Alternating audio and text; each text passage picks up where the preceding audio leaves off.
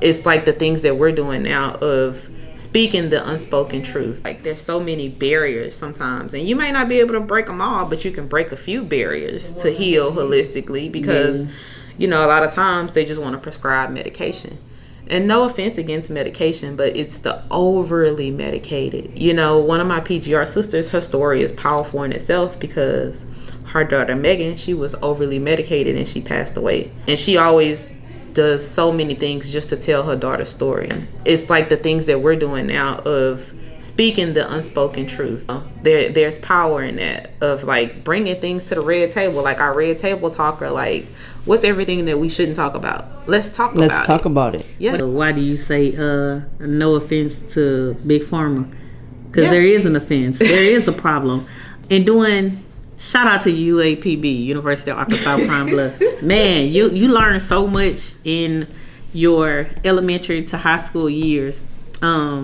And I always advocate for a HBCU because this is where I learned the love of our ancestors and the things that they went through. I got chills right now just even thinking about some of the stories that was told to me that I only heard when I was in Arkansas at Pine Bluff. I was taught the reason for the educational system. The educational system was created to assist in us being more ready for the manufacturing company. You learn about what are the major things that are needed in the community. I only found out recently that we had family members that were a part of Black Wall Street. I only learned about Black Wall Street when I was at UAPB. So I'm learning what are the major things that you need to build a community. You need a bank, you need a school, you need some form of a hospital and a grocery store. So in learning that, then you watch all of these documentaries, and what do they have in every ghetto? The liquor store. You got a liquor store, and you got 4 churches on the same street. But I can guarantee that each of y'all will shake y'all head when I tell y'all that y'all passed up at least 5 DaVita dialysis clinics. How all of a sudden all these dialysis clinics start popping up? Kidney problem. Why you on dialysis?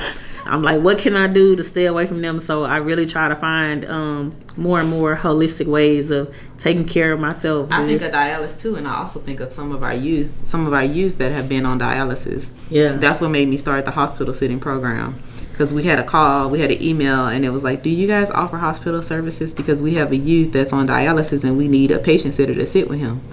And I was like, what is that? Why is a kid this young on dialysis? And I was like, what do you need? So it caused me to look up the contract and apply for the contract. And then we started hiring hospital sitters. And so now when we have any kid that is hospitalized, we can alleviate that from our foster parent. We send a patient sitter out and they sit with the kids, they play games. And what's crazy is that every role within this company I've done. Like, I'm not the CEO that haven't done the role. I've developed homes, I've done new family orientation, I've done marketing. Is that the definition of boots on the ground? Boots on the ground. I've been a hospital sitter. I've sat with him, we was drawing cars on the wall, everything. But for me, it was like understanding that experience as a worker, so that when I create the training, when we do everything, then it's unbiased. For me, I've been in foster care. I've been a foster parent. So I understand what it's like when you're even looking for an agency to select. I called some agencies and it was like, dial the 1-800 number, press 9, a person will give you a call back. I call some, the lady's rude and mean, I'm hanging up the phone, not going back. So, it's just, I had that experience. And then I had youth in my home. I had young boys that were sibling. I've had every single race you can think of. So I also saw the differentiation in how races are treated within the system and how certain races require certain things. Like, you're just amazed. But I saw the change in youth. Even me fostering, my boys that I fostered, till today they still call me. So I know that I taught them what it means to have a lifelong relationship. That while you're in this house, everybody is your brother, no matter what. If you leave, you go, you call and you check on your brother. So when they always call me, they like, Miss Crystal, I checked on my brother before I called you. But I'm like, they remember that. Kids remember that.